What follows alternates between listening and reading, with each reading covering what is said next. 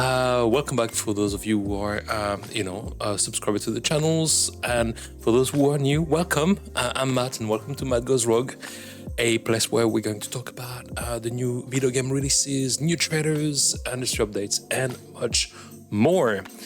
Okay, it's good to be back. So you should be able to connect on YouTube as well as Twitch. For YouTube, it's going to be MattGoesRogue Live for those long forms, and MattGoesRogue just for the edited segments that would come out during the week. For Twitch, it's going to be all about the long forms as well, and the Let's Play sessions as we are moving along. Great. How have you been doing? How was your week? Let me know. And in the meantime, I'm going to show you what I've prepared for you this week. Yeah, cool. Oh, hello, wrestling. Good to have you. Hello, good to see you again. How was your week? Let me know. And how was your weekend? How was your weekend? How's your week? How is it going to be your next week? What do you have ahead of you? I hope you're going to have some gaming, planning. Hope you have some cool games being dispatched by the post as well, because I know you have a smashing collection. Yeah, what kind of game did you backed up recently? Let me know. Cool. So this week, I've concocted a little menu for you. A couple of cool things. We're gonna have a look at Jurassic Park Suvival, which will be for Xbox and PS5. We're going to look at Nobody Wants to Die, a new cyberpunk game in the vein of Blade Runner and Minority Report. You spent the weekend in Normandy. Good to see you. Well, I don't know. We had a good weather here, but I know Normandy can be quite watery and rainy. I hope you had a good time. I hope you had a good sun as well. We're gonna look at a new tool called VG Insights, and I'm really excited about it. And the team of Steam gave me an indie license for this to be able to test the software a little bit and to see what we can do with it. And it's really promising. So I'm going to show you a little bit about the stats behind Steam's and all the data they've been collected about the game that they are promoting on the platform, and how you can inform your judgment as a consumer, maybe even a game developer, and understand a little bit more about maybe consumer and players' behavior. So that could be quite strategic if you are in that sector and want to pitch your next project. You'll be able to get a little bit of data and a little bit of information back up on that level. We are going to talk about Dune Awakening, the next MMO game set in the Dune universe. Really promising here as well. I think there's a lot of interesting development around that game. We're a little bit drip fed on this, but I think it's gonna come together quite nicely, and I really like the narrative promise as well. And we're going to celebrate the 4 years anniversary of The Last of Us Part 2. You will see, yeah, we have a Dune fan over there. That's cool. Yeah, I'm a big fan as well. So for The Last of Us, 9 years since the first episode was released, and 4 years for The Last of Us 2 across 2 generations of consoles. Really like the centerpiece of Naughty Dog with obviously Uncharted. And we're going to look back a little bit at this. I played the game a little bit this week to come back into the spirit of what The Last of Us Part 2 was about. And although plenty of things have been told about the game, and it will be pointless to come back and do a review about it, I think it has to do with the promise of what the third installment could be based on the character arc of the character and what we know from them at this point in time.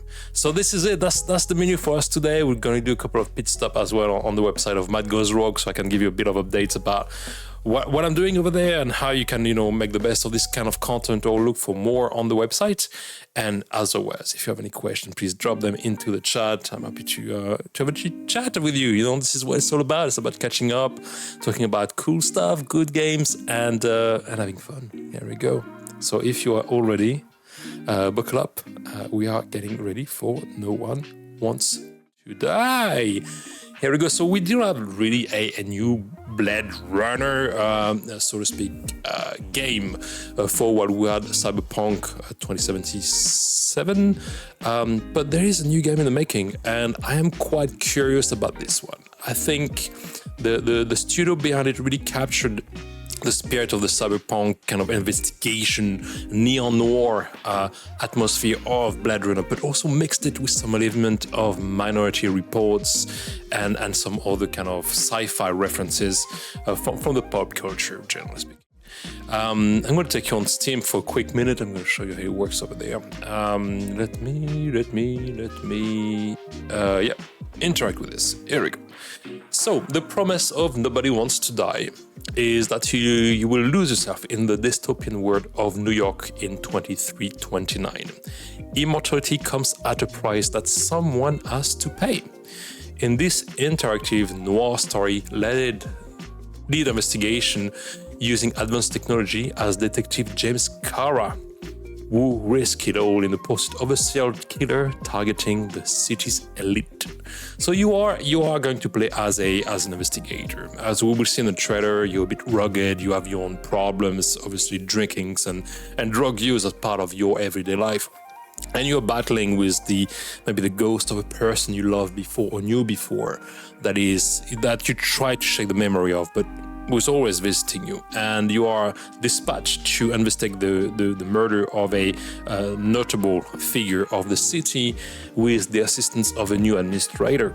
That administrator will work a little bit in the way that Firewatch work. It's a comforting voice at times. She will help you to progress the investigation. She will also possibly bond with you in some other ways as you progress into the story and find the clues to solve that murder mystery. The game is really beautiful. It looks to be playing really nicely. I'm going to show you a couple of pictures here. And you find back the kind of scale of obviously Blade Runner, but I would say Metropolis here. You have this almost futuristic Italian style to the city, and I found this kind of like a little bit neoclassic design, like Art Nouveau is giving a really good touch to the actual game. We'll talk about the technology you use. I think there's a lot of cool stuff here to explore. I'm quite excited by this kind of first-person environment, and I'm quite keen of keeping an eye on this one because I think it's going to be really fun to play, and there's nothing really in that space at the moment. So let's have a quick look at the trailer, and we'll form a view about what is going on. So you start in a car, you're watching an old movie, it's rainy. On the side, you have this passenger, and she's like talking about how it would feel to inhabit this kind of shelf. And when she's talking about shelf, she's talking about how it is to be a man or a human being. Suddenly you realize that you are talking to somebody who maybe is not quite there. You have a bit of a fit, a bit of a kind of interaction. You're gonna grab your pills. Do you have enough for the day? Yes, no. Okay, you pop the lid, drink a couple of pills. Obviously, you're going to flush this with a good ounce of whiskey, I believe, something like this. Yeah, here we go. And try to kind of recollect your thoughts in your mind about the situation. And as you look back, you find that actually the person is gone. Who's that mystery woman in the red dress? You tell me. This is what we're going to find out.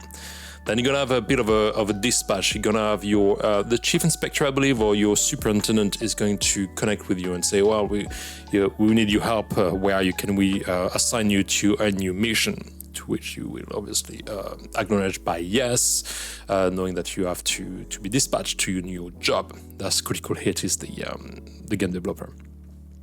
You open the door only to realize that you are really perched high, a few hundreds meters above the city. And what it seems to be driving is actually on the side of a building. You are levitating with your car, and you look back and you look down to the city around you.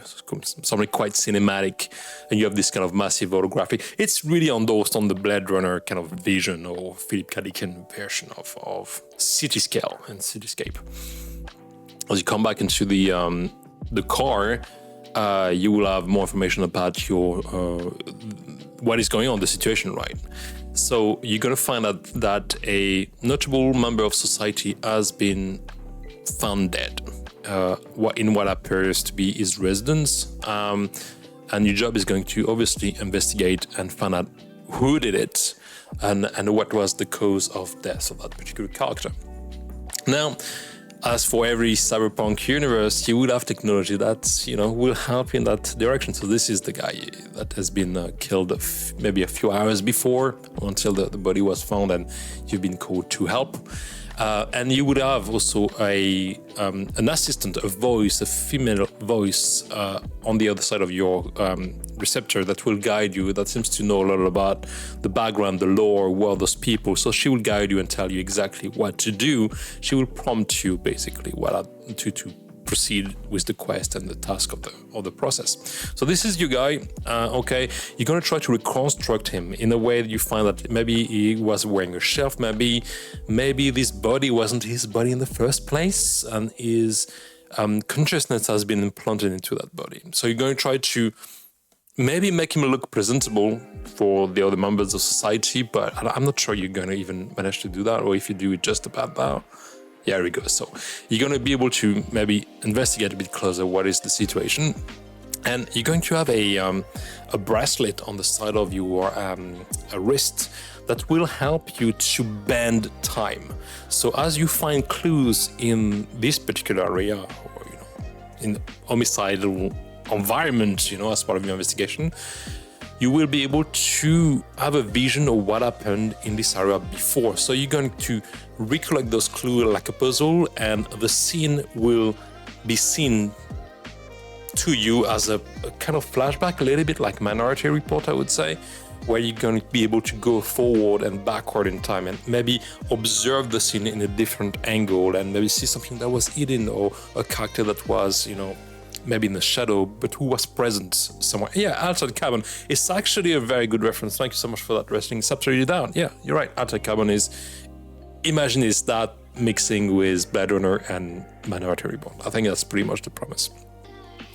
So using your tools, you'll be able to scan the area, use X-ray technology to collect evidence and clues, and always this voice in the back of your mind, asking you to look more in certain areas, to look for maybe a transponder or some kind of technological item that could bring the pieces of that puzzle together and move forward with your exploration. I like the premise of that game. I think it's both very immersive. You have this very low user interface around you, so you don't have any kind of real interface. You have pointers and interaction with objects and stuff like that, but you don't have a lot of graphics around. You don't have a life level. You don't have an XP level. It seems to be quite full on, which I absolutely love. And it's going to be about the aesthetic, the intrigue, the story, and how you make your way through this. Now, bear in mind, in that world, you can swamp body. So I believe there is a story that is happening on the forefront of your investigation, but also a story that happens in your own life with that mystery character, that woman in the red dress.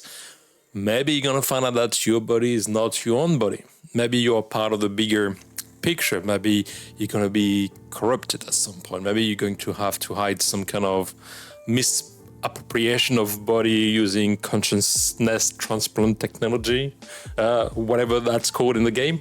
But I believe obviously your story is going to cross over, and more revelation will come to mind as you progress in the game. So in terms of graphics, I think it's pretty cool. I think they get it right. The technology is really fun. I think it gets you to explore a non-linear narrative at the same time as progressing your own. So you kind of overlap time sequences and time, I would say, narrative tools or narrative devices one way and another. That's a pretty cool idea. I think it's a pretty good idea. So yeah, that's kind of what Nobody Wants to Die has to offer. And yeah, so the game should be released, I think, in a few days' time. I think it's 17th of July. So it's going to come very soon. That was footage from IGN, by the way. The video is coming from them, so that will be in the link as well in the description of the video. But yeah, have a look, dig into it if you're interested by this kind of environment. I think it's landing nicely into the market because there's nothing really much like it at the moment, beyond the repetitive patches of Cyberpunk 2077, and it gets you a bit more of a noir aspect of it. It's a bit more Byzance in terms of environments, a bit more Art Nouveau. And here we go, I think you have the lady in red coming towards us here. So she's a bit like the Ghost in the Machine, you know what I mean? She's a bit that, and that's a reference to Matrix 2, by the way. This is completely endorsed by the world you're in. So yes, I'm quite curious to find out more about the game, how it's going to be welcome and rated. Again, it's a cool aesthetic experience. It doesn't seem to be too traumatic, although there's a disclaimer about the fight. It can be a little bit depressive in nature due to the aesthetic environment and maybe the genre, or maybe some of the topics touched into the game itself can be quite existentialist, I believe. But yeah, we'll see. I'm quite keen to find out if it's going to be available on PS4, because I'm still on the PS4. Let me double check. Sounds 699 is going to be Xbox single player.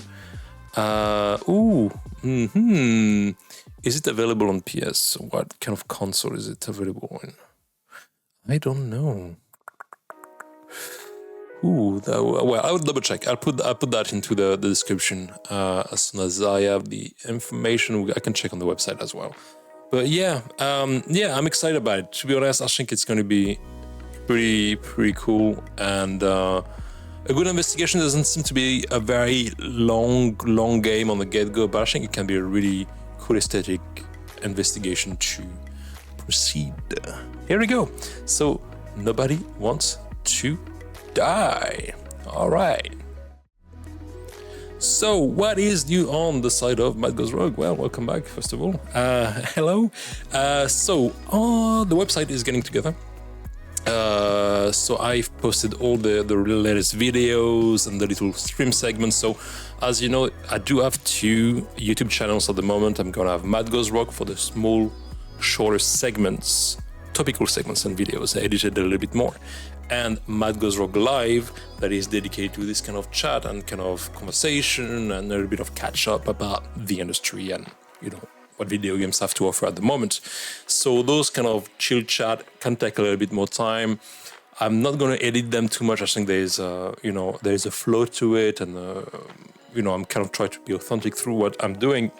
So if you like this kind of format, which I personally do and consume quite a bit, then they will be available on MattGoesRogue Live. When it comes to the Let's Play, I'm going to use Twitch in the future for this. I think it's probably the best place to share just like game sessions, either it's commentary or non-commentary.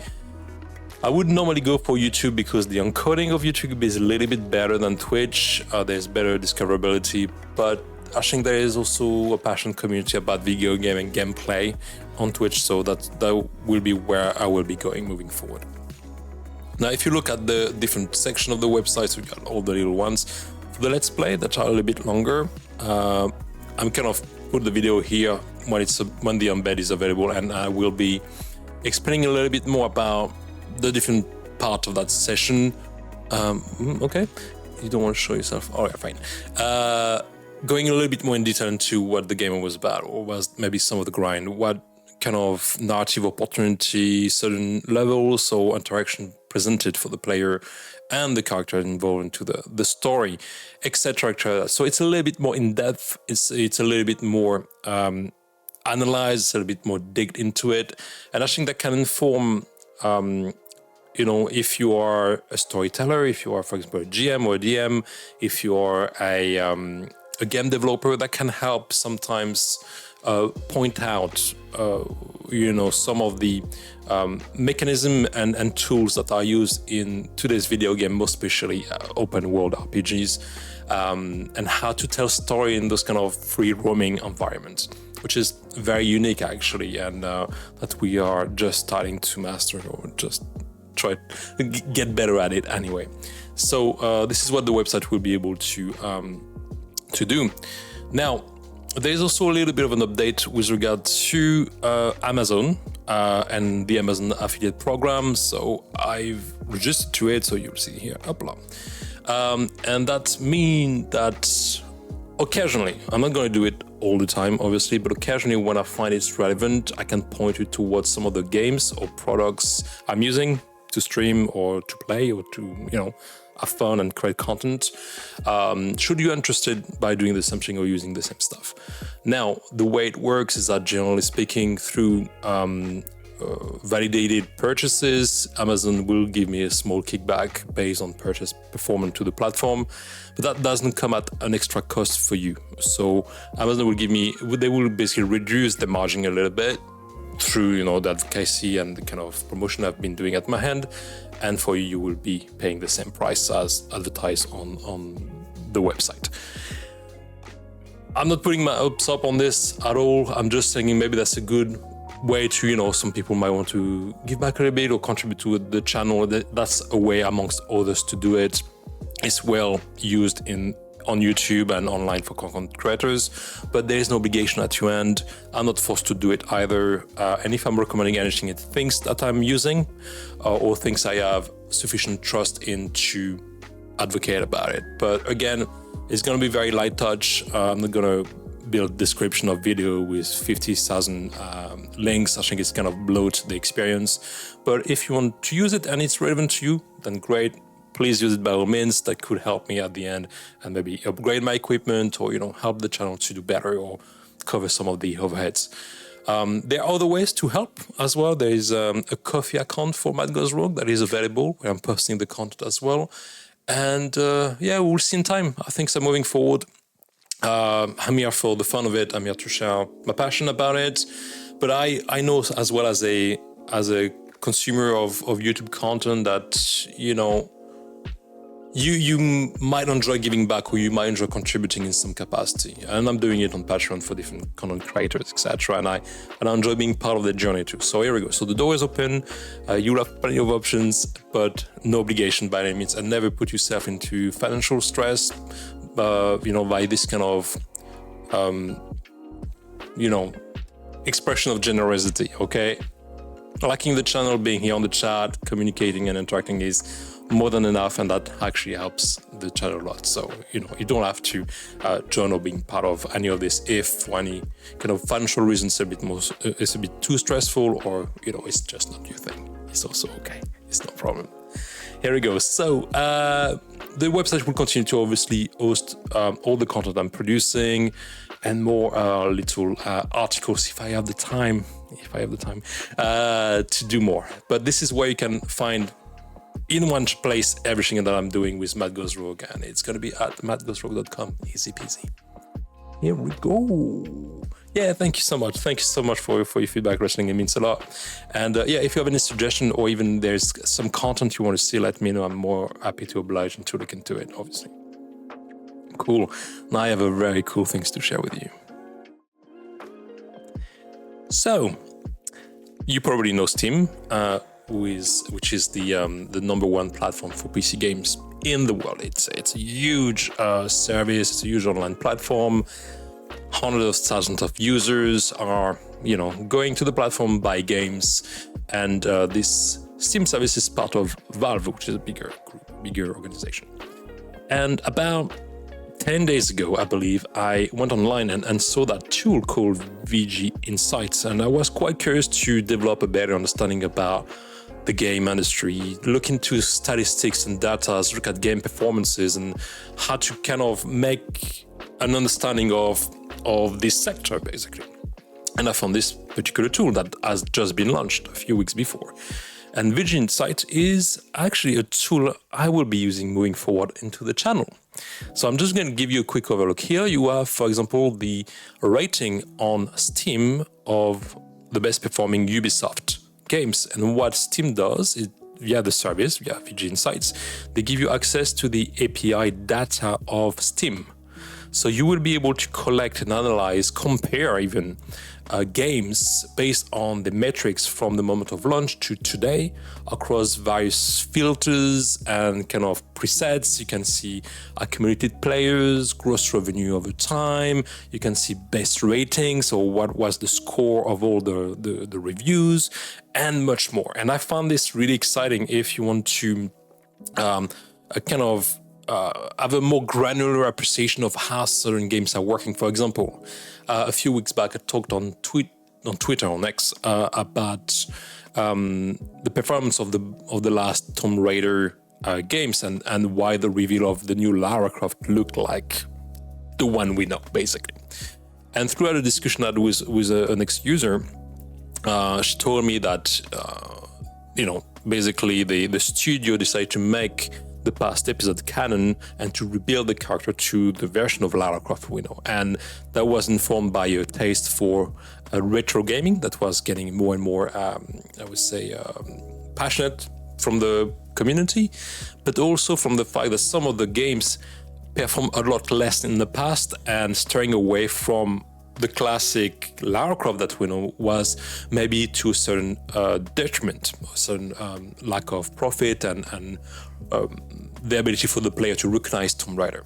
So I looked into it and I didn't have the data to, kind of have a critical analysis of that situation, of that kind of assumption.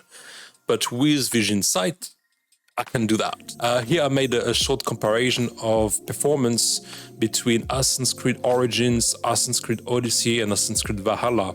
And I wanted to know which of the game performed best at times of release and how far they come in terms of adoption from the public, the ratings, and the amount of positive feedback, commentaries and reviews. And you'll be surprised to find that actually Odyssey is the best performing games among the three of them. So I just find that pretty awesome, actually. And this is just an overview about the studio itself. For example, Ubisoft, with the kind of game they are developing, what kind of areas is going to be RPG, esports, it's going to be more about action game.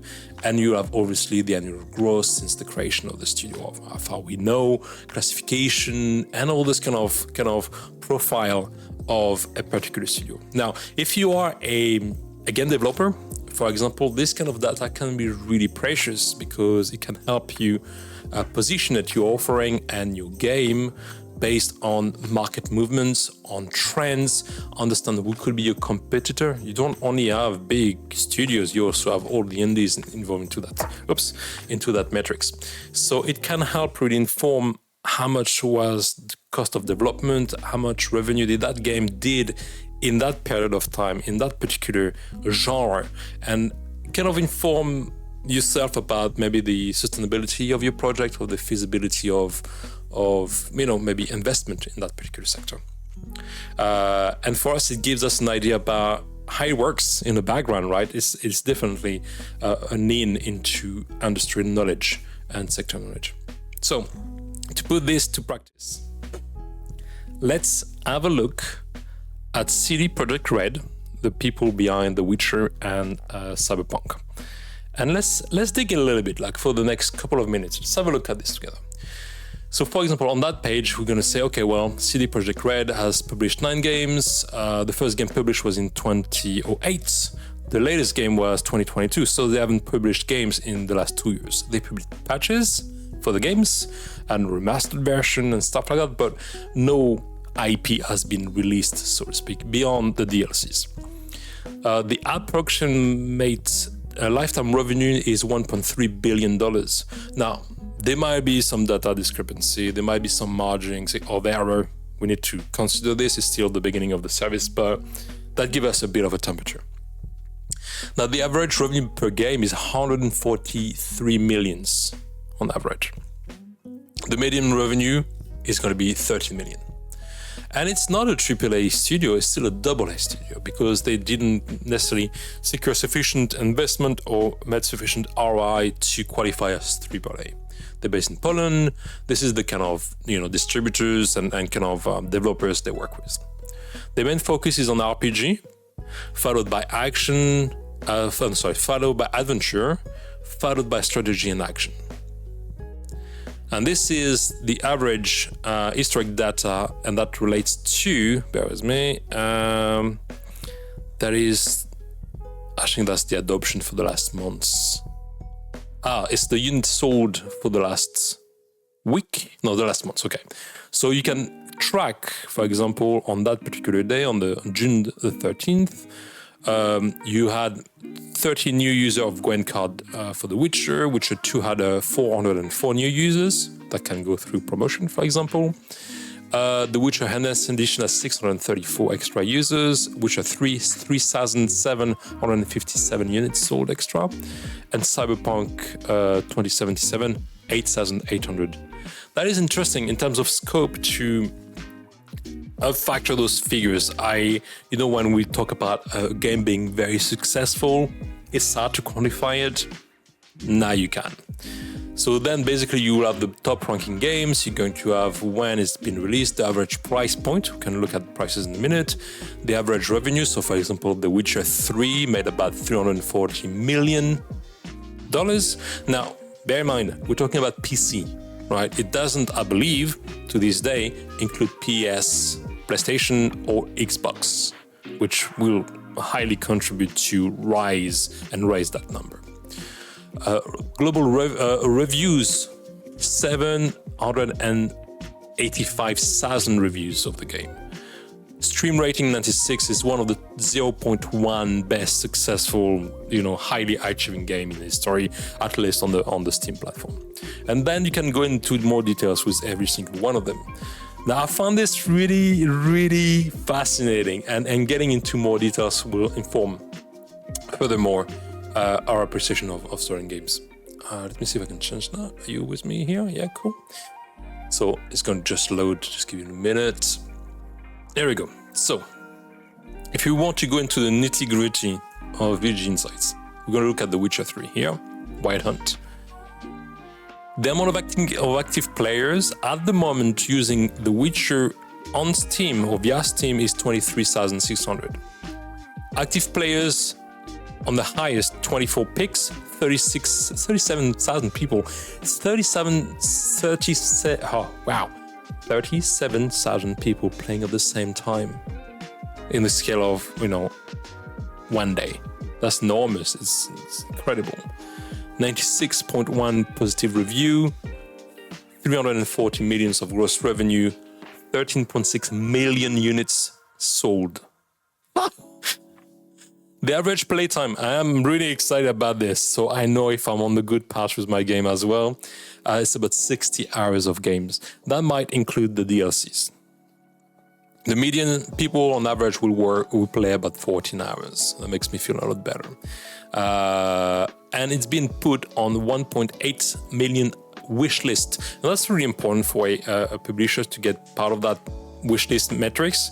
Nobody wants to die, for example, because the game is not yet released. You can put it on your Steam wishlist, so it kind of vouch for a little bit of interest. It's a bit of a market testing, so you will know if there's an appeal from the public before the game is released. Same thing for Dune, for example. You can put it into your wishlist. That can help developers to maybe unlock complementary investment into the project, or maybe finance the follow-up DLCs, or kind of provide figures to headquarters to say, okay, well, we definitely have a projection. If, let's say, 50% of those people are buying the game, we can expect a return on investment of a certain level. So that can really help make strategic decision towards investment and the development of the game moving forward.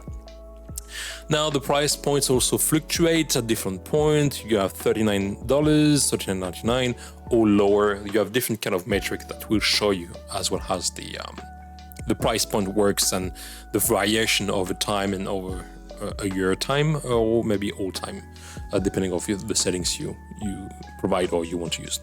You will have Q, like quarter performance metrics report as well. I mean, this is the kind of metrics the business will have, right? This is the kind of reporting tool that a studio will be using to deal and work with the team and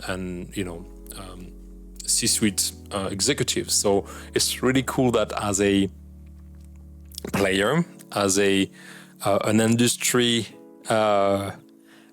investigator, I would say, you can have access to this kind of stuff and have a better understanding of how games are performing. Now, interestingly, you have the demographics here in terms of locale as well. So, for example, very popular in Europe, very popular in Asia, not that popular in North America. Again, interesting. Why is that? Is it because the Witcher maybe has a lot of Asian influence in terms of styling and in terms of lore? Is it because it's set in Europe that is maybe less appealing to certain locals, etc.? I don't know. But the fact is, and the metrics are saying that those two locals, Asia and Europe, are the most collect the biggest amount of users for that particular title. And then obviously you have the historic, how many people used it over time, concurrent players, but you can change all that stuff. You can really have a lot of different things. Like, for example, we talked about price before. If we change the price here and we put it, for example, over a year, then you can see when you had promotions, right? So this is your static price, and this is kind of the threshold, $39.99. You always come back to that price, but you can go as low as £3.99. So that was probably a big promotion either from Steam or from CD Projekt to lower down the price for a specific occasion. Then you have a bit of fluctuation, and you find out that when you compare those metrics with other studios, you will know that, for example, CD Projekt might have a hard plateau of $39.99. Maybe Rockstar will be around $49.99 and will never go lower than $25. Speculatively, okay, I'm saying random numbers here, but you will understand the price strategy and when offers come in, when offers are held back because the game has just been released, or what is the kind of calendar around this. So I found this again quite fascinating. Units sold, so we talked about this. The rating is pretty cool as well. Here we go. So the amount of positive ratings over time and what it means and why. So we start really high, 95%, right? But we have a peak of 96. And that can be, because maybe here, around this area, you had maybe the release of a new DLC, or maybe this is when they changed the lighting system. Maybe there was a new patch that helped the game work better. So suddenly you might have more positive feedback from the community. Again, it gets you to get a temperature. And the total review rising, and this kind of correlate with the change of positive metrics as well from before. You're gonna have 779,000 reviews for that game, which are really highly positive. I mean, smashing title, clearly. I can't see this part. That will be for the next tier of subscription.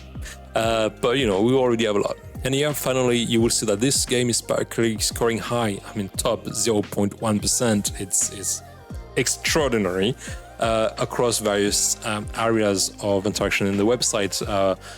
Playtime, followers, the amount of units sold over the last 24 hours, lifetimes units sold, gross revenue, and positive feedback. I think it's great. I think it's so indicative and so inspiring, and yes, insightful. I'm gonna say, haha, huge insights. But it does, if you are interested into the industry and you want to know more about what is happening in the background and try to understand the correlation of market, demographics of users, why certain games are working better than others, then that would be the place for you. You do have also a blog area in that particular website that can indicate a little bit of trends, and they just launched, so it's still very new. But I believe they will be using some of those blog spaces to talk about game trends and what can be disruptive on the market. A little bit like a stock option or like a brokerage type of environment to indicate, big change in the industry that can influence maybe some aspect of those figures and traits.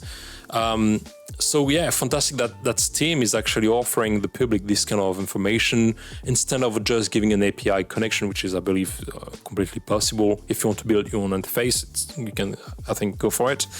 But having this kind of interface and really working to be able to create correlation between 2, 3, 4, 5 games together, even, is a tremendous amount of intel, and I think it really helps educate people about the business and help developer pitch the project better.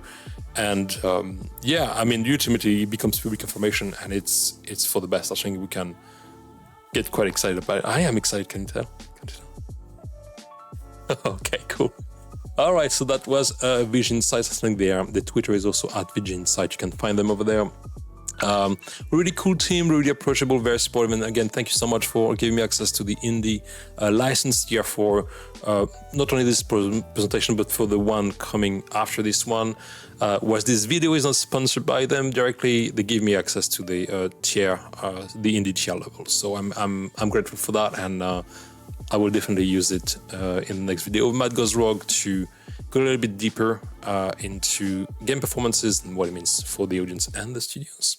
Here we go. Cool. All right, let's carry on. I hope you're having a good time, by the way. How are you doing on the chat? Everybody's happy? Yeah, I'm babbling a little bit today, but feel free to stop me or ask any questions. If you have any questions, I'm obviously here for you, and we're here to have a good time and have a little chat. So here we go. It's cash. It's cash. Okie dokie. So, moving forward, Assassin's Creed Shadows. I don't recall, with my experience of the franchise, so much backlash, press wrote about polemics, and other kind of discord about the game before its release. And I think Assassin's Creed Shadows is developing a difficult reputation at the moment, when we might be just missing the point altogether about what this game is about. So, just to give you an idea, this is just a simple screen embed of my browser right now. So this is current to the time of when you will see the stream, right? I just put Assassin's Creed Shadows. That is my keyword, and this is the top result I'm getting, right? Following fan outrage, Assassin's Creed Shadows is being investigated by the Japanese government. That is a screen rant. It's pretty reputable. Assassin's Creed Shadows concept art prompts Ubisoft apology. Take a report. Assassin's Creed Shadows apology is not good enough. Japanese historical groups tells Ubisoft. Read wise. Backlash from Japanese players prompt national politicians to investigate the culture theft of Assassin's Creed Shadows. Okay, that's less reputable as a source, but okay. Ubisoft apologies for using a historical reenactment group flag in Assassin's Creed Shadows is not enough, the group says. And so on and so forth. So basically, there's a lot of noise. Basically, I don't think those are problematic issues, but there's a lot of noise about the protagonists, the Black Samurai Yusake of the game. I think that really stirred a lot of things for the most conservative players, or the most traditional players, or the less inclusive players. I think Ubisoft has also engaged in public announcement via the CEO press release recently about the desire to make the games all inclusive and to promote inclusion and diversity as part of storytellings. And you can see that from the get-go. If you've played Assassin's Creed, that's the first landing screen you see, is that, the story is all inclusive. Even the team behind it comes from different backgrounds, sexual orientation, culture, and religion. It's clearly labeled like this. But there is a lot of buzz, and this kind of polemic is giving a lot of ammunition to content creators to nurture that discord. So it kind of feed itself a little bit grossly, I find, over time without any constructive outcome or actions. Truth of the matter, there's Yasake's ethnic origin that seems to be causing issues to some players.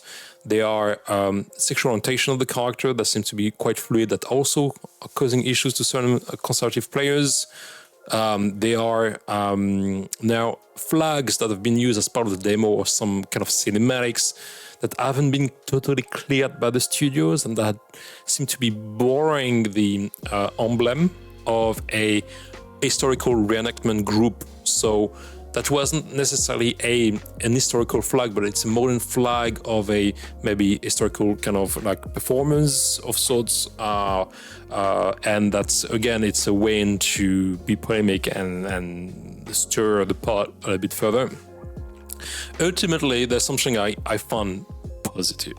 And what I found positive is the quote of, actually, I don't know if I'm going to find it now, but there was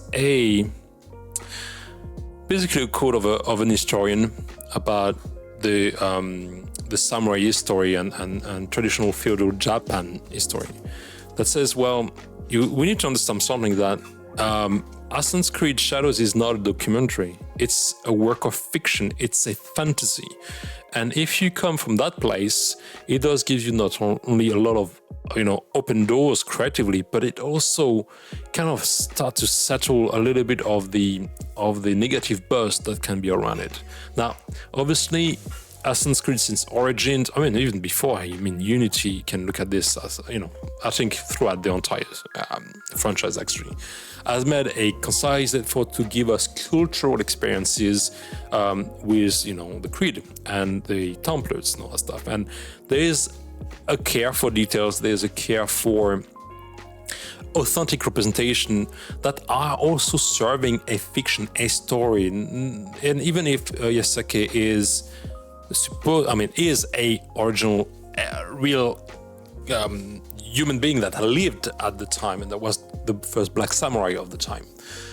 It doesn't mean that, an interpretation through a game can provide him more creative environment, or can revisit his personality, or kind of make an interpretation of who he was. And I don't understand the puritanism behind the criticism of Assassin's Creed. It's a game, right? We need to chill just a little bit and enjoy the game for what it is. It's a piece of entertainment.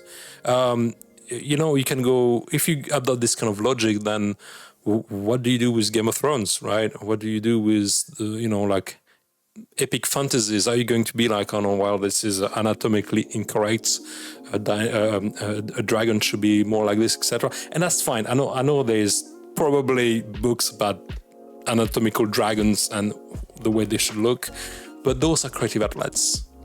And I think it ultimately gives a lot of bad press to a game that nobody truly played so far, or I've been given the chance to experience. And moreover, it's not going to stop people from buying it, because the true fans of the franchise will see Assassin's Creed and, yes, Japanese culture.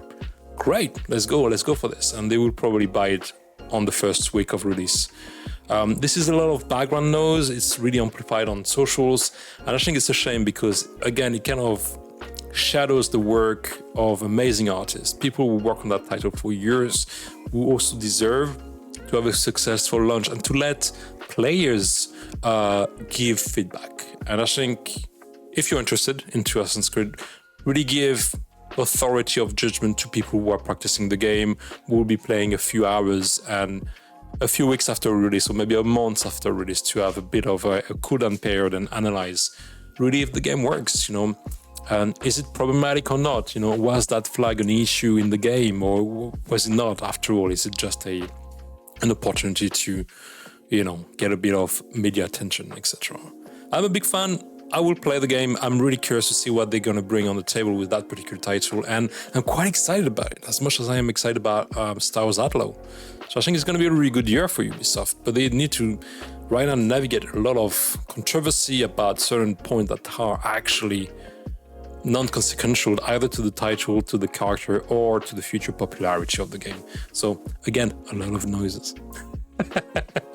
Well, let's hope, that the people will love it. I'm sure it's going to be great. And we can put that kind of static a little bit in the background and focus on more interesting things. Here we go. So this is the moment of the stream when I'm saying, and I'm encouraging you to like and subscribe to the channel. I'll get used to it. I'll get better at this. It's always a little bit, you feel a bit forced to do it because it becomes part of the format tradition, but at the same time you want to remind people that it can help the channel and give more exposure to this content and help grow what we do and being part of that journey. So if you like MattGoesRogue, if you like video games, if you like what I'm sharing with you, click on the like button. Thank you very much. If you want to know more about it, or if you want to be notified about the next video, click on the bell. And yes, subscribing goes a long way.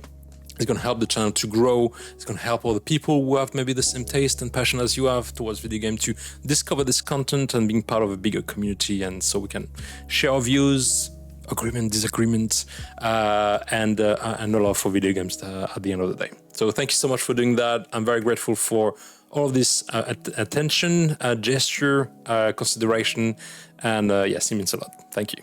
Thank you. The Last of Us 2 has turned 4 a few weeks back, and I have a special affection for that game. And again, it had some certain misunderstanding, a certain polemic around it. It had a lot of heartache for many fans when others really enjoyed it for what it is. And I think I'm going to take the next few minutes to explore a little bit about what The Last of Us means to me as a player and somebody who loves storytelling, and how much it changed my perception of video games in a more modern era. So a couple of weeks back, Naughty Dog celebrated 2 birthdays actually. It's not only The Last of Us 2, it's actually The Last of Us 1 as well. They kind of was released at the same time in terms of calendar release. The Last of Us 1 was released early June. Is it 14th of June? Here we go. 14th of June 2013. That's 9 years ago. And the game was released first on PS3, transferred to PS4 with the remastered version that I have here. There we go. That's the one. Whoop, whoop. Followed by a DLC, which was Left Behind, I believe, if I'm not mistaken. I think that is Left Behind, yeah.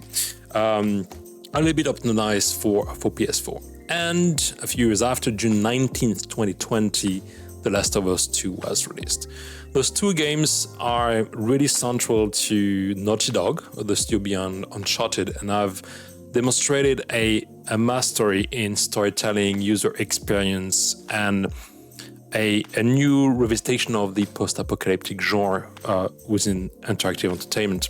Now, the team behind it is very seasoned to kind of blockbuster, really dramatic games, and we'll talk about Uncharted in the area of adventure game and action games that mix areas of free roaming within a kind of semi-controlled open world. Sometimes it's a little bit more railroaded. Sometimes you will have some action that are turning into cinematic seamlessly, but overall it gives you a very high quality entertaining experience. My experience with Uncharted and Naughty Dog was first around 2017, 2018, and I realized that video game has changed so much since I have played before, and I was early in my teens. I came back to video games with Uncharted, and I was absolutely blown away. I found that storytelling changed and developed so much and so well that it will certainly have my attention and my passion for maybe the rest of my life. Yeah, definitely for video games. And that really led me to understand how narratives are told in that environment. How do you make it so relatable? How do you align Drake or Ellie to your own feelings? How do you shift the dynamic with the characters, but do not and never fall into tropes, into choices that are too easy or too obvious for the player and are pushing the agenda of a story-led game? And I'm a big fan. I mean, you can tell. I'm in love with those games, and they inspire me in many different ways. Now, I will probably not play back The Last of Us 2 or The Last of Us from scratch. There are some levels that I've buried in my memory and completely compartmentalized so I can function as a human on a day-to-day basis. But it doesn't mean that I do not appreciate the work and the experience that it has been when I played at the time.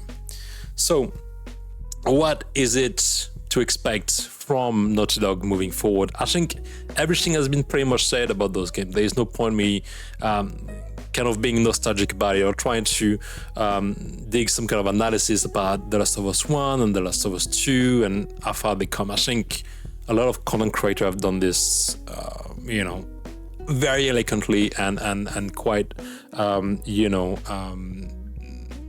smartly over the years. And I don't think there is a need to add another kind of review on top of what already exists. However, something that I'd like to contribute to the conversation is what is after The Last of Us Part 2. And based on what we know about Ellie, Abby, Joel, and the key protagonists of that series, but also to anticipate a little bit of arc development. So here's my spoiler alert for you. If you have not played The Last of Us, put that stream on hold for another 15 minutes and come back, or play it and watch that video later.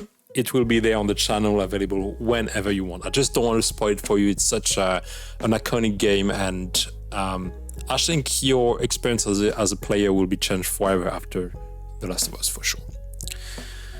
So, looking at The Last of Us 2, I've played it this week for the purpose of that little interaction on the topic. The footage you see is actually the gameplay I've played, so I kind of come back to the core cinematics, core levels, and trying to refresh my memory about what was so special about it, what was so deeply rooted into the emotional connection with these characters and how it felt at the time and how it feels today. Obviously, there is a lot between Joel and Ellie that has changed when we come into the game. And even in that particular scene, for example, Joel is doing a bit of a recap about the previous segment, like The Last of Us 1, Part 1. And he does it in a way that is not a bland voiceover. It's actually confessing his story to his dearest friend, his close friend. And by doing this, it kind of avoid the kind of cliche kind of voiceover like previously in The Last of Us kind of situation, and put Joel in a place of vulnerability. There's also an undertone of an unsolved business with Ellie, and as we will see later, there's a problem between them. And that problem is never touched on until the very end of the game. And this conversation is just a small conversation between the two of them at the balcony. Something simple, very intimate, very, there's a lot of affection and closeness between the character. But this is never told until the end. And that's what we call generally an element of omission that keeps the player or the viewer engaged in trying to find out what happened. Something went wrong, something went awry between Joel and Ellie. If you play the game, you certainly know what it is. But this omission keeps everything together, actually. It's the reward of the game. It's not so much about completing the game and getting the trophies and the high score. It's about having this sense of closure. And actually, the hope that this scene brought into the life of those two characters. So I found this quite crafty. I found this very smart and very well put together from a narrative perspective. Now, when you look at Abby and Ellie, two girls of the same age, two protagonists of The Last of Us 2, sharing two polar, no, I'm not going to say opposite because actually they are very close to each other, but two different perspectives on a single moment of their lives. And that's happened when, at the end of The Last of Us 1, Joel goes into the operation block in an attempt to save Ellie and shoot one of the medic. And you are prompted to shoot. You are, as the character, the game wants you to shoot your way through the block, take Ellie and save her. It occurs that one of the medic was actually the father of Abby that you will play in The Last of Us 2. And Abby is now looking to avenge her father and is getting closer to Joel until she eventually finds him and kills him. Ellie will be witness of that particular situation and will be deeply traumatized by the loss of Joel, which caused a massive stir in the community and how come, Joel is not there anymore. But it's not about Joel, it's about the legacy of Joel and what Joel means to Ellie in the game. It truly is about that. So as Abby closes and finds closures in getting revenge by killing Joel in the first, I would say the third of The Last of Us 2, she then moves on to the rest of her life, whilst the same events mark the beginning of the cycle of revenge and violence for Ellie. So we do have two characters connected by that initial trigger pull from Joel in The Last of Us 1, and those two characters going in polar direction until they meet again via the loss of Joel.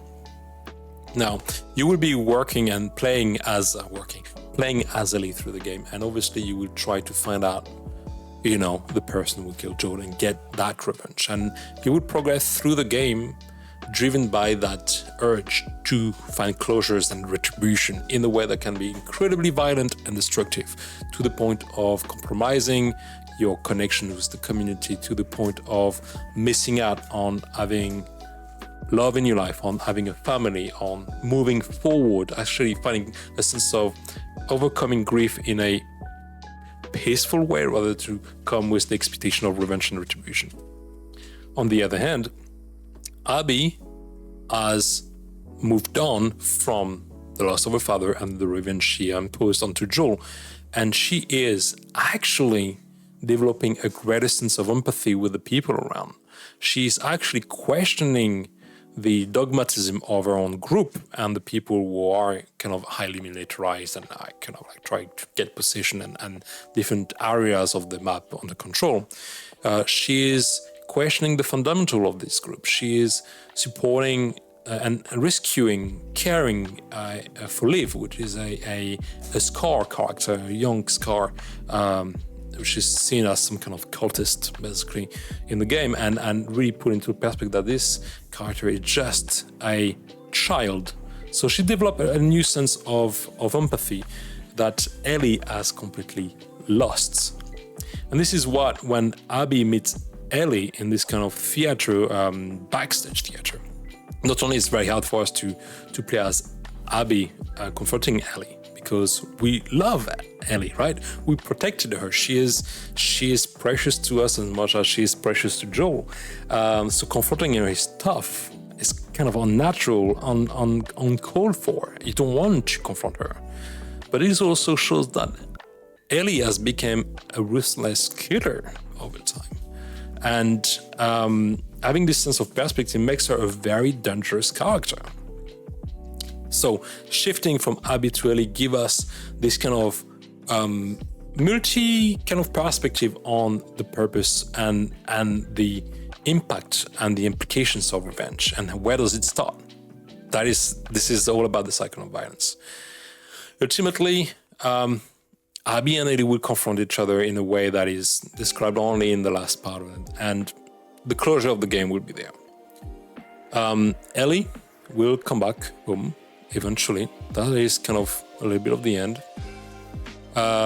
This is the omission part. I just want to show you this because it's kind of really, really special, actually. Okay. I was going to find this moment. Okay, here we go. So this is really key. This shot is speaking volumes. So Ellie will come back home. She'll be missing 2 fingers here. And this closure is about everything that has been lost and severed. She lost her 2 fingers. She's been like physically atrophied and scarred by her constant need for revenge and her behavior to never stop at no cost until Joel is avenged.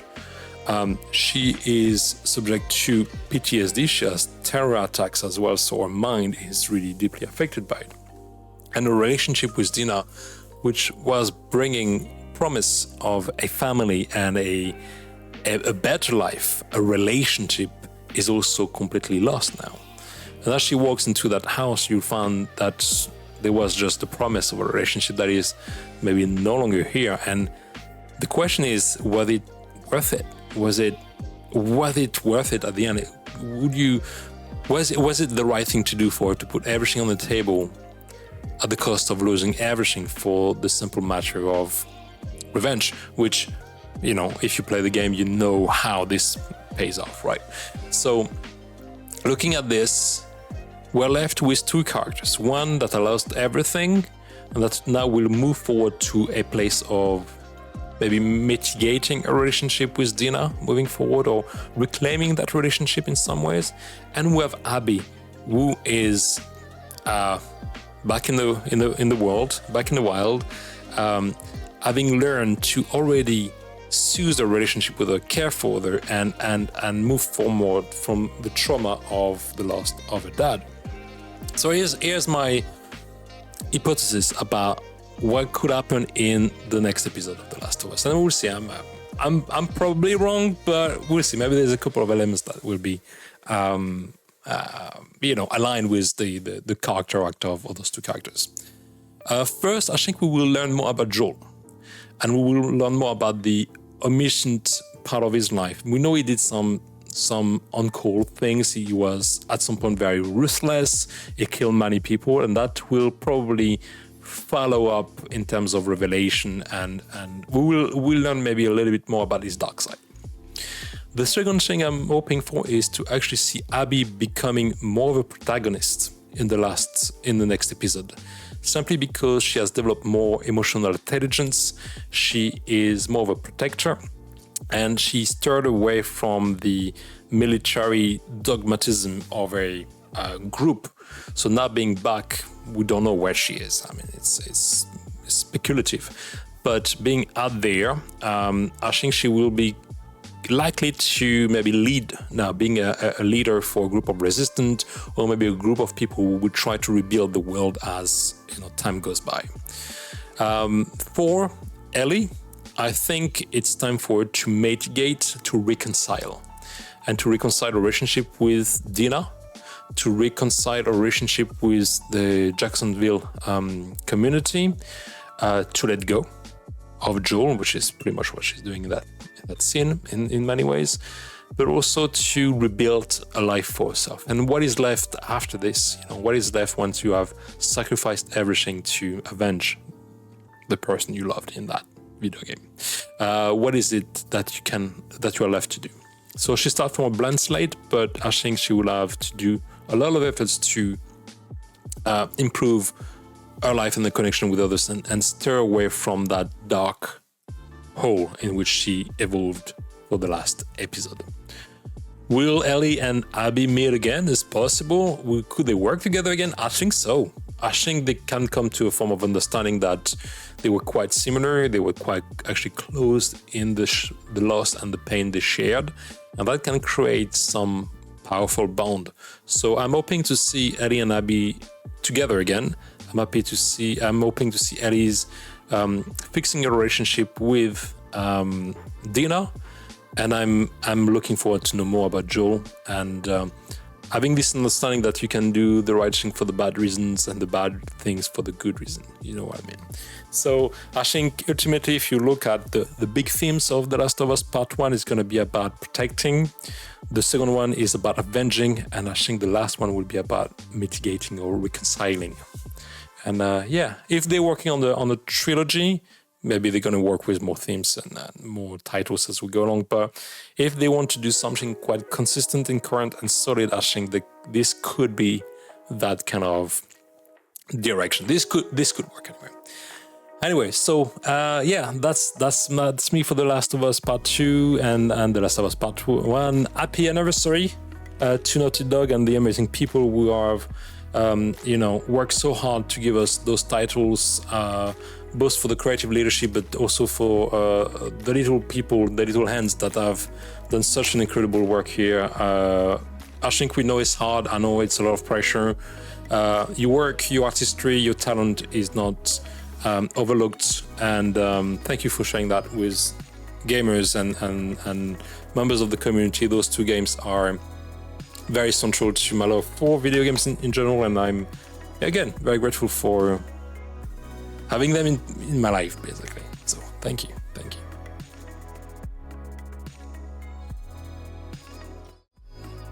Cool.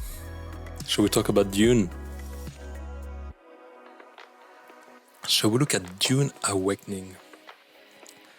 So, following the success of the reboot of Mr. Villeneuve, we are giving the opportunity to ourselves immerse ourselves into the world of Dune and Arrakis one more time. It's not new in the way that Dune had many video games, many films, obviously many books to start with. It's one of the first big space opera that where I've been given the chance to experience both on the page, on the screen, and behind a console or a screen or a game, an in-game form anyway.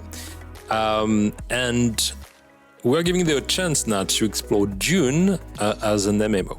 So MMO, massive multiplayer online game, MMOG for the whole acronym. Yeah, acronym.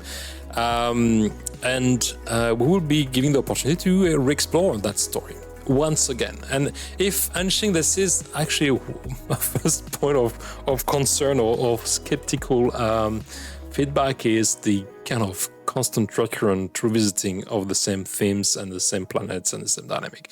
But here we are. One more time, we will have sand in our shoes. Now, there are many ways to do it, and I think actually this studio is having a very good take on it. So beside my sarcasm, I'm actually quite excited about it, and I'm looking forward to test the game.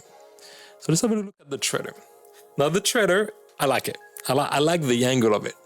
We are talking about a version of Dune where Paul is having a new vision, a vision of an alternative life, an alternative storyline, a little bit like Loki and Marvel and all the strands, of the multiverse blending together. Well, this time Paul has a vision of what could have been the story of Dune. You see that it's branching into different pathways.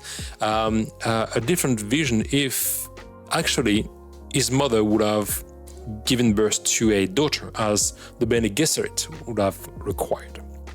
What would have been the implication of this? Paul would have never been born, so we would have risen against the Harkonnens. We would have helped the rise of the Fremen. We would have helped the protection of the spice melange. Well, this is where you actually come in. You are the gifted one. You are the one on which the future of Arrakis is relying on. Is it a sentence? I don't know. Yes, I think it is. Anyway, you are the hero of that new tale. A tale where Paul Atreides doesn't exist, but where you, as a player, can come and actually build your house. You can be from a completely different house. You can come from a different background. You can have also a mentor that will give you special skills and abilities, and you will take the place of Paul in that open world. So I like that twist. I think it's a very interesting twist, and I think it will inspire many others to actually find a little bit of alternative to the established narrative. And yeah, here we go. Sorry, that's the second part of this. This is when you're going to be able to create your characters. So instead of playing Paul and the lead character of the book that we know and the film that we know, you will be able to choose the character of your liking. And you will have 5 different houses that comes with 5 different type of political work frame and philosophy. You will be able to choose your mentor that we will see in a minute, that will be giving you some special skills and abilities. Mind reading, sword fighting, combat, like battle field scale of skills, and so on and so forth. So, for example, the first thing you're gonna have is obviously characterization and kind of like the cosmetic of your character.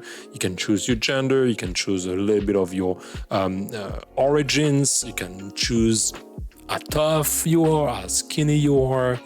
You can choose tattoos, you can choose how young or how aged you are, your skin color, the whole shebang. It's classic right now. I mean, nothing, really groundbreaking on this level, but it's good for you to be able to customize your avatar and to make it to your liking.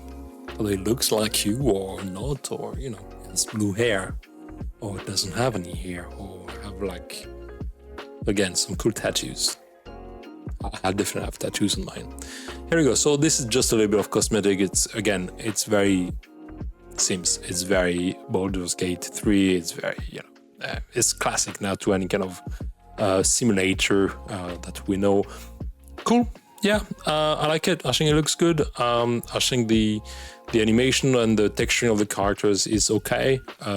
Nothing too advanced, but it's good. Then you're gonna choose your name. What name do you want? Okay, choose your name. Yes. Okay, excellent work right there. Then you're gonna choose your house, I believe. So you're gonna meet the priestess, the high priestess of the Bene Gesserits, and you're gonna go through the initiation that you saw and you read it first in the books and saw in the films.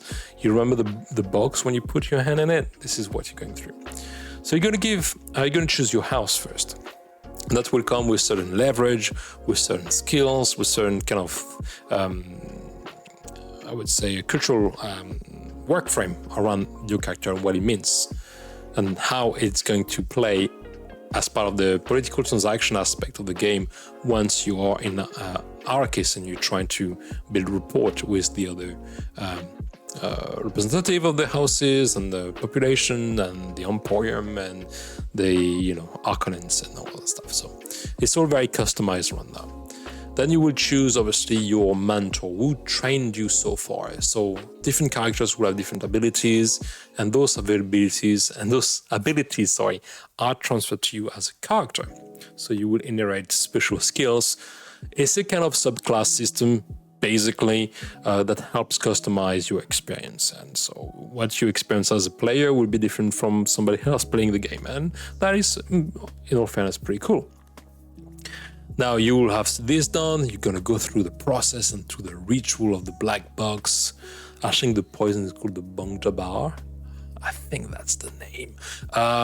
You're going through this, and then you will be sent to Arrakis, where your house will have recently been commissioned or contracted by the Emperor to control the production of spice.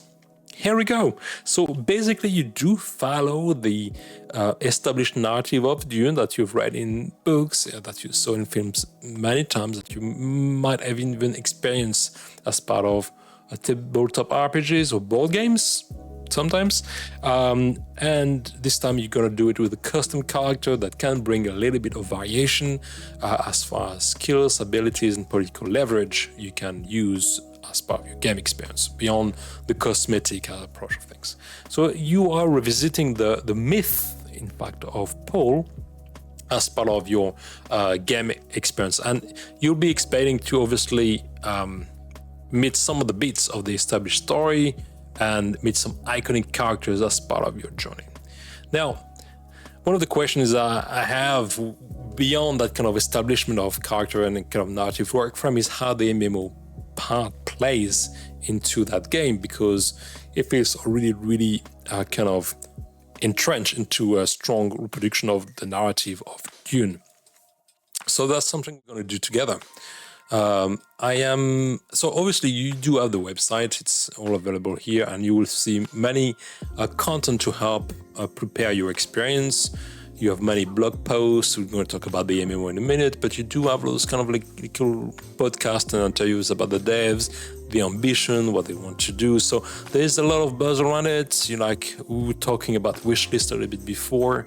1 million wishlist, amazing, etc. I'm sure the game is going to be pretty good. I hope it's going to be pretty good, but people are pretty hyped about it, and that's nice, people really love the films.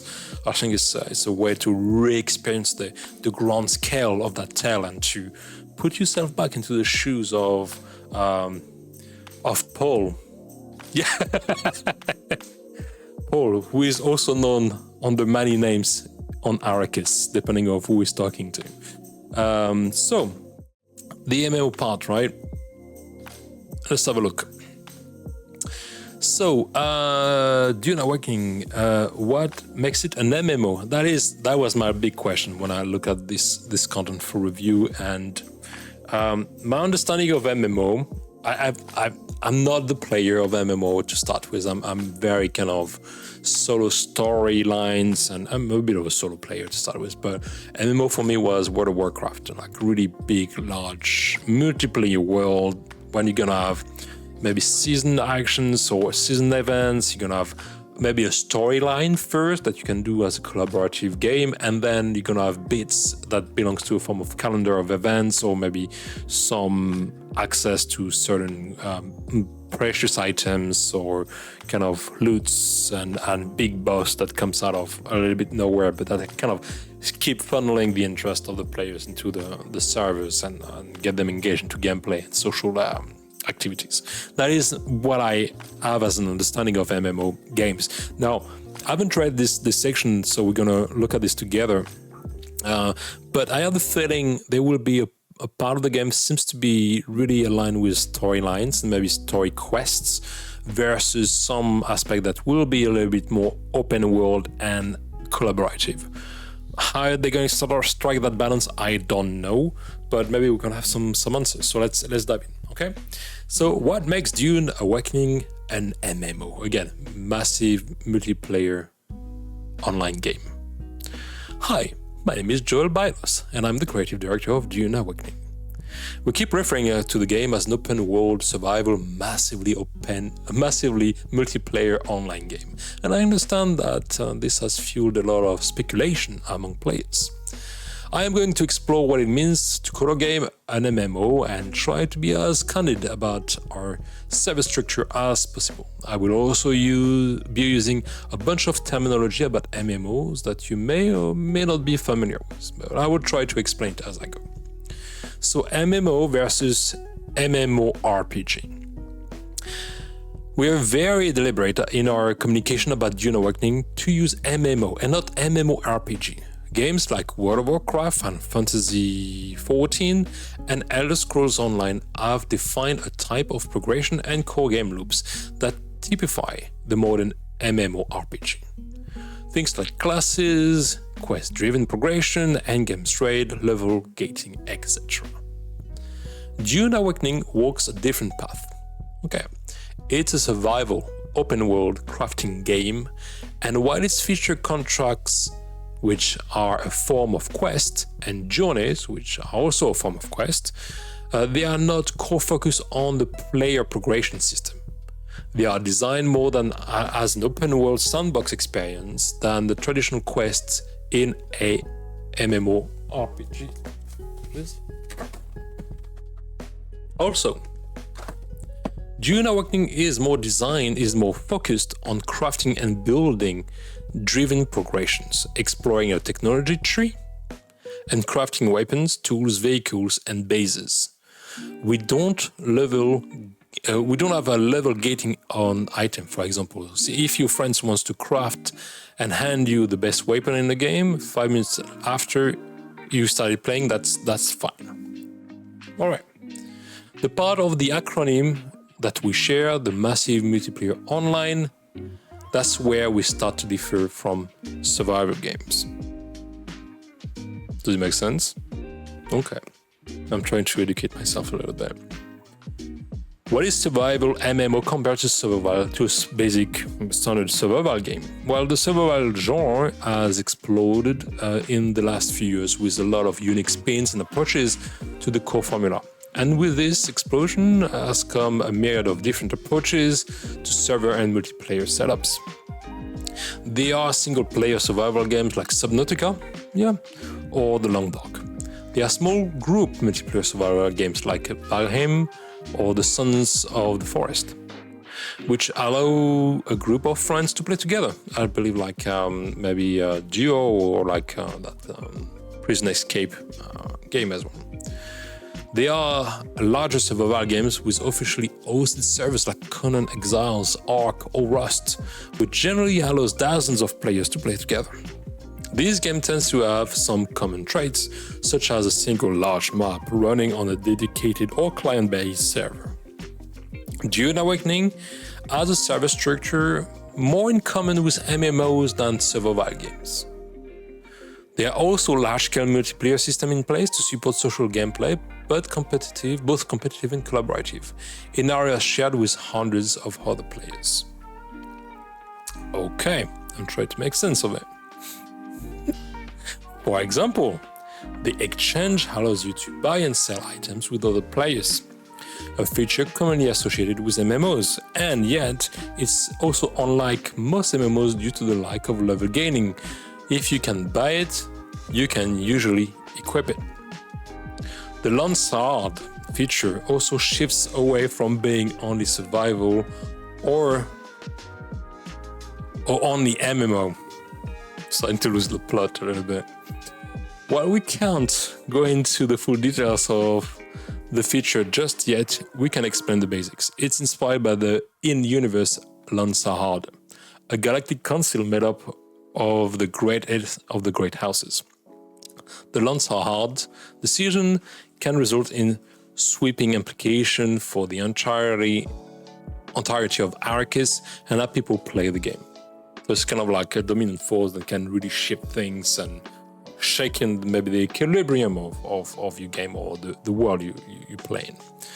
The most exciting aspect of this is that the decisions made by the Lansard are entirely dependent on players' action, which go beyond simply voting, although it will also be important. After all, this is Dune, with all its Machiavellian scheming. Okay, I can get on board that idea. These are just a few examples of MMO-likes feature. We look forward to discussing more details of more of them in the future. Okie dokie. So, how many others will I be playing with? Well, when you first start playing Dune Awakening, you pick a server that will be your home. Each of these servers belong to a world, and a world consists of many different servers. As a player, you will meet and interact with players from different servers in your world. The best way to explain this, how it works, is to look at how Arrakis is structured. On Arrakis, things are made up on separate maps, some larger than others, and here are the few main ones. So you have Agabasin, social hubs, deep desert, and overland maps with their own specificities, etc. So it feels that... Okay, I have the feeling those are different areas, or even different servers, actually. No. Okay, so on Agabasin, this is where you start and where you will always return. It's a big, persistent open world, similar in size to the map of Conan Exiles, and it consists of many different biomes. Here you must survive, build, fight in the same space as several dozens of players, who also belong to the servers you picked. Players from other servers cannot come here. Players versus combat only exist in selected areas of Agabasin. Social hubs. These are cities and villages that act as social clubs, where players cannot build, drive vehicle, or engage in PvP, player versus player, but instead go in to interact and exchange with NPCs, vendors, and of course other players. It's kind of like, yeah, okay, I get it. It's like a bit of your market area. Here you'll meet players from other servers in your world, and once it's full, an instance is spawned, similar to how the technology works in other MMOs. Okay, the deep desert. This is a massive, seamless open space, several times larger than Agabasin. Here, you will encounter hundreds and hundreds of players from all different servers in your world, and it's where large-scale guild players versus player interaction are taking place, including the battle for spice. You will also build and drive vehicle here. This is where the Coriolis Storm will regularly sweep across, changing the landscape and location of key resources.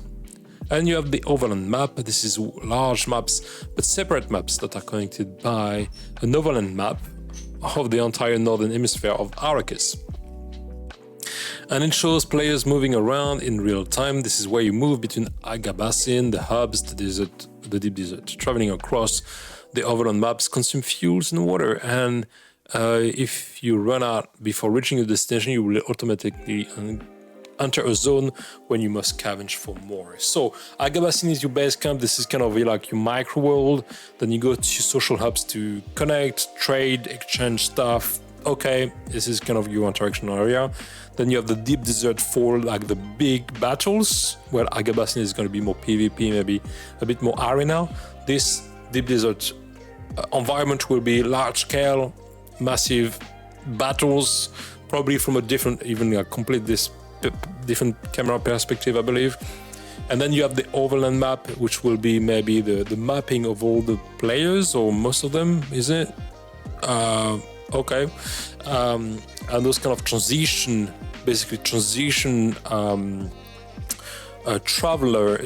transition between the hub, the deserts, and Agabasin. So basically, this is the in-between, okay? The overland map will be the in-between. You still need to manage your resources, otherwise you will have 2 hunter zones where you scavenge for more. I think I understand. It's clever, not simple, but okay, I get it. So, are you still here with me tonight? Have I lost you? Maybe.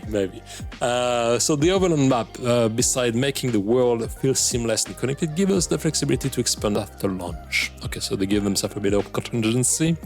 Adding new ideas and new areas to a single map is more difficult and restricted than adding new location to the overland map. So it's a bit more like agile. With this framework in place, we can give you new places to explore after the launch and beyond. We look forward to sharing more details about the overland map and other maps we haven't mentioned yet in the future. So, what does it all mean? Well, to define Dune Awakening, we had to talk a bit about what it is and what it's not, because it doesn't fit into either the survival nor the MMO box. As most people would know them, as more people would know them. It has a survival core, a pretty unique server structure, and several important features which we think will make using the MMO tag the best way to clearly communicate what the game is.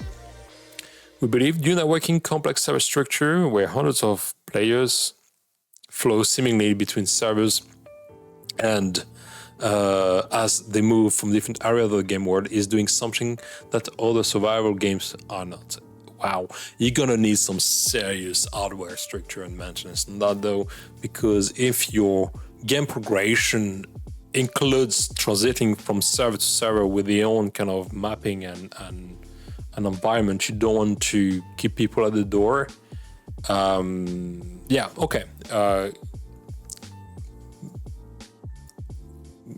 Let's see how it's gonna work out. Okay. On the spectrum of sandbox to theme park MMOs, Dune Awakening is firmly into a sandbox side, so it's constantly evolving. It's kind of self-contained with the possibility to grow, to add more things and kind of change, improve, increase, and develop the environment. Okay. While there is content you might find in your typical MMOs, such as contract and the journey system similar to Quest, NPCs you converse with, ecolabs that are similar to dungeons, characters development through ability trees, progression through the ranks of the Atreides and the Arcanants, the exchange and the Lansard features. Okay, that is not a sentence, but okay, I get the gist.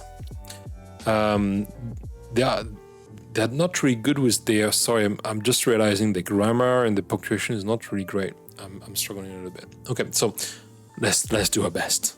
The key feature of Dune Awakening is exploring, surviving, building, and thriving in an open world sandbox filled with other players. You can either collaborate or compete with those you encounter through politics, trade, and fair trade and warfare. It's a vast open world for social intrigue that are part of building and influencing, and you are not grinding through content map by map. Okay, that's a good thing. I think people are kind of tired of the grinding system anyway, just to get, increase of XPs or weapons, etc. I think they can focus maybe more on the interaction and the action part of the game. I'm all for it. I can't stand the grind in a game. I find it a waste of my time most of the time. I mean, it kind of take the fun out of it too. So yeah, good. There is one other area where Dune Awakening will differ significantly from other survival games. Due to its multiple MMO-based feature, there is no single-player mode. You will have to be able to join our servers. Our plan is to allow private servers, at least from the Agabasin map. But we can't promise this will be available for launch. You will have to be able to join our servers. Our plan is to allow private servers, at least for the Agabasin map, but we can't promise this will be available for launch. Note that this answer will leave you with even more questions, and we look forward to revealing more about Dune Awakening in the time ahead. Thank you for reading, thank you for listening. Best regard, Joel Bailos, Creative Director. So, where does this leave us? So to summarize briefly, right? Big, large, open world game experience, multiplayer experiences. But the world is sectioned into different type of environments, and those environments are server dependent, it feels. On one side, you will have a smaller kind of focus on characters on Arrakis in your base camp area, the what do they call it, the Hagabasin. This is where you are, this is where you craft your stuff, you have your base camp. Then you can go into different areas, but through a transition gameplay. And when you lose resources or you get stranded, you need to craft some solutions and tools, etc., and resources. Then you can reach either the social hub, or you can reach the big kind of wide-scale battle area, or you can reach another kind of portion of the map, which is kind of even something else. Yeah, here we go. Let's come back to this. Social Hub, Deep Desert, and the Overland. So that's the transition. Deep Desert is where you fight on a great scale. This is the Social Hub where you connect with each other, and then you have the Agabasin, that is your base camp. You can do PvP, you can make alliances and trades, and the rest of it is very elusive on game dynamics, on game mechanics.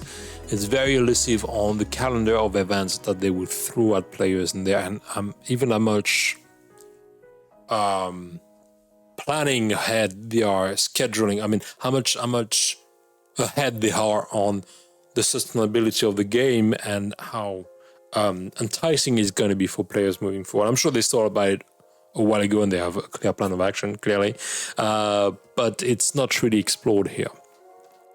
Where this leaves me, I'm not necessarily a multiplayer game player. I'm not really involved into MMOs to start with, but the fact that there is no single player game mode or gameplay, I'm a bit disappointed, because it means that it's not going to be for me to start with. And I'm sure there could be many ways to do a story line game. There will be a story quest that you should be able to play. I'm a bit anxious about console and gaming requirements to play Dune Awakening for the amount of connectivity you need to play it seamlessly with a minimum of lagging. So you're going to need a very solid internet connection. They're going to need a very strong and robust server work frame and infrastructure and maintenance to sustain on launch. Things will bug, fine, it's inevitable. Servers will be down, it's inevitable, until it gets more robust. And it's classic. It's a classic roadmap, and there's always room for improvement. And I'm sure they found their way around it without any problem. But server saturation can be a problem.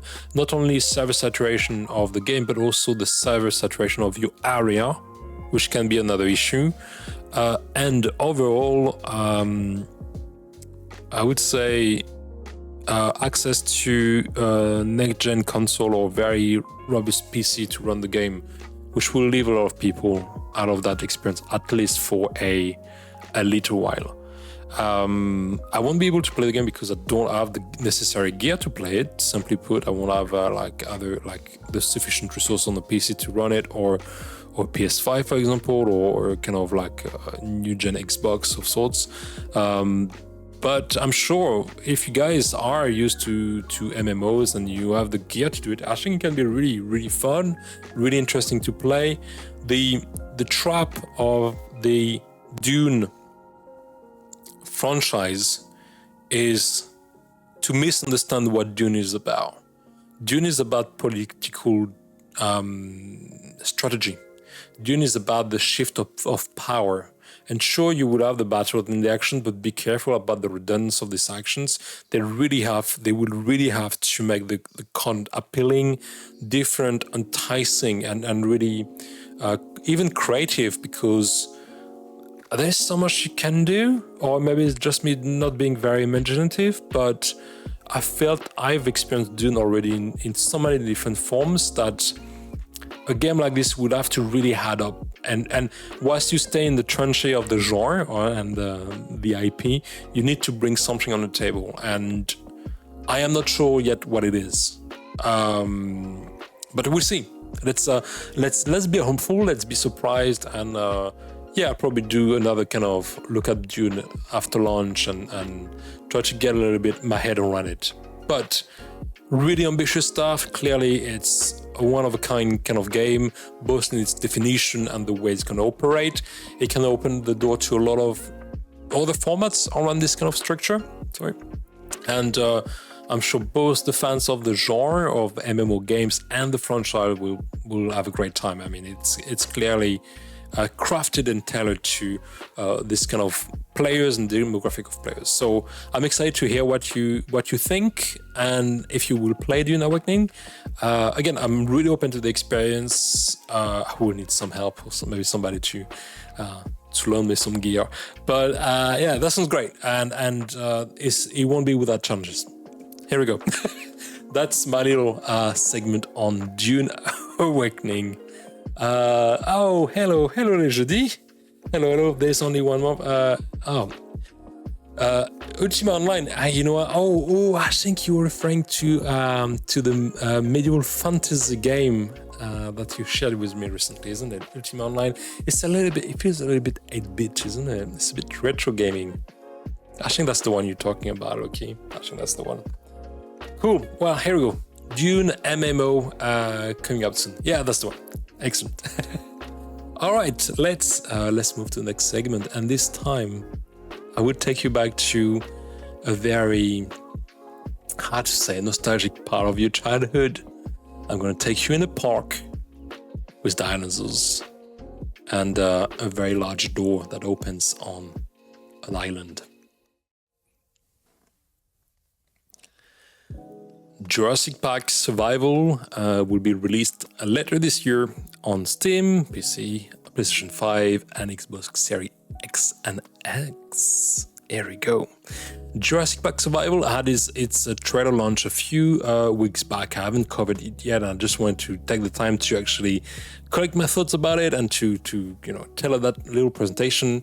I'm really excited about it, and this game really leaned into the nostalgia of the 1993, Oscar-winning movie from Steven Spielberg.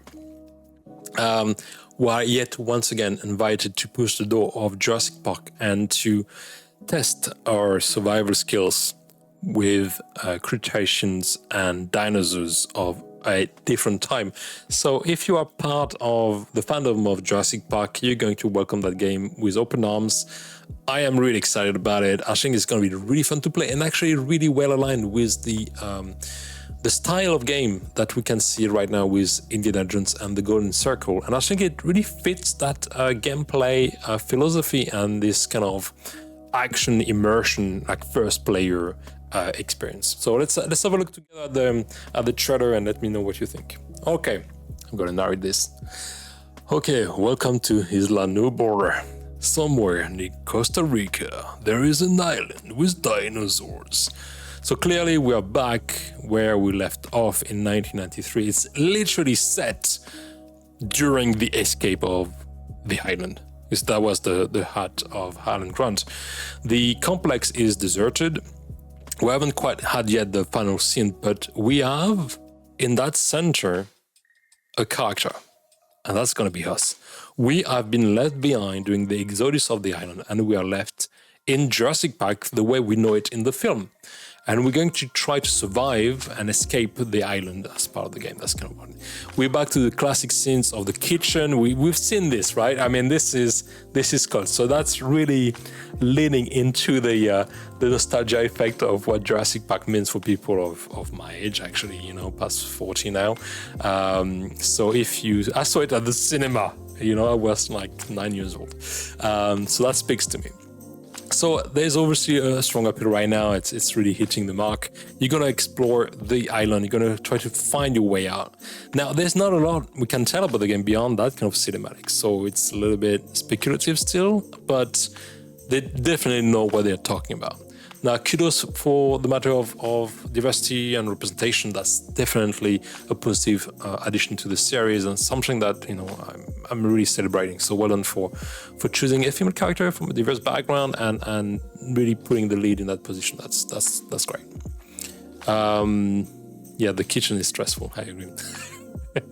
The kitchen still stresses the hell out of me. Yes, that is an iconic scene. Here we go, we have the flare. Hey. We can hear Lon Malcolm trying to distract the T-Rex. And here we have this kind of like, okay, this is kind of alpha in-game footage. So we saw a kind of first-person immersive gameplay, right? We're trying to find a way. There's very little user interface around the screen as well. I'm gonna pedal back a little bit on the thing. And bear with me, I'm gonna take this the other way. Can you play with me? Are you going to play? Okay. And let me go there a little bit. What do we have? Okay, so what do we see, for example, right? First person experience. So we don't have any interface. I think we do have a pointer maybe for targets, but we do have those like arms and legs kind of like, you know, going on the forefront of the screen, which is exactly like in the Engines and the Golden Circle that you can see. Actually, I made a quick review on YouTube, and that brings a lot of immersive and cinematic experience. It's going to be very heartfelt. It's going to be quite intense as well, I believe. I like the promise of it, and I like the fact we can revisit Jurassic Park as we know, because now this is so ingrained in people's mind. We kind of know pretty much the layout of those premises. We know the boat area, we know the gated electrified gate, we know the double doors, we know all the stuff, and having a chance to revisit the park like it was in 1993 and not necessarily the new version or the new strands of the franchise, the modern one, right?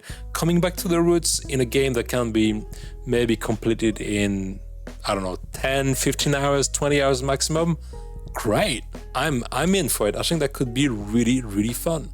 And it just brings a lot of childhood memories, and I think people will love it for it. And people will definitely buy it, play the game with the kids, or like younger players would just play it with, you know, their friends.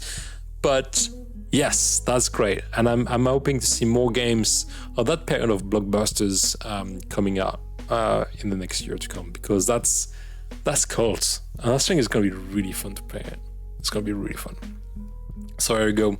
That is Jurassic Park Suvival coming next on PS5, Xbox X and S, as well as on PC. I think we're a few months away from release. I don't have the release date yet, but I think it's getting close now. So will you play Jurassic Park Suvival? I will. I'm excited about it. I think it's going to be really fun. It's going to be very fun, and you do have all the aesthetic. You do have the heritage of that franchise to re-explore. I think it's going to be cool. Yeah, of course. Thank you. Moreover, you know, I think it's cool also to re-explore those stories from the perspective of other characters, and having another character involved into, you know, the exodus of that island is great. It's a very smart idea. There we go. So that was Jurassic Park Suvival. Here we go. I think we kind of reached the end of our little stream today. The end of our little weekly catch-up, should I say. We're about 1 hour and 50 into the stream. We did pretty good. So, what got your attention? What are you excited about? Are you excited about Nobody Wants to Die?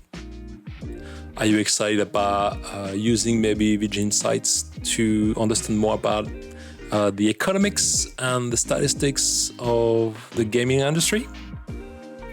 Are you excited about knowing what will come out of Assassin's Creed Shadows at different time and how the polemic will gently but surely kind of diffuse after the game is released? Or do you think there will be more of it?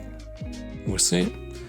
How do you feel about The Last of Us turning 4? You know, as we are now shooting the new series. Neil Druckmann just finished directing his episode actually this week. What do you expect? What are you up for Abby and Ellie and Joel and the story that is The Last of Us? What do you hope to play and experience as part of the next opus, the part 3? And will it be the last one, or just, you know, will it be another opus? Maybe it's a 5-act situation. We'll see. Are you excited about Dune? I know I have the feeling you are excited about Dune Awakening. I will have to look into it a bit more. Again, this is not really my game system of choice, but I can really understand the appeal. I see there will be a lot of challenges into sustaining such game and sustaining the appeal of the player, especially in the world that seems to be so barren. And I think that's the point I was trying to make a little bit earlier. It's like, it's such a deserted environment. It's not like you choosing, like, for example, in another kind of sci-fi environment, you pick up Star Wars or you pick up even Star Trek, you can do so much stuff with the biome. You can change planet, you can do a lot of like different type of exploration. It can be really rich and you know, fun and intriguing, and you can really put an face on the cultural aspect of things.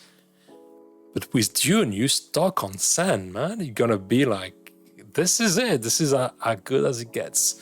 You're gonna have the Freeman, you're gonna have the Harkonnen, you're gonna have the Atreides, and you're gonna have the other, you know, houses of the Emporium. But ultimately, your biome is gonna be really, really limited to what is available on Arrakis, and it's, yeah. I hope you like sand.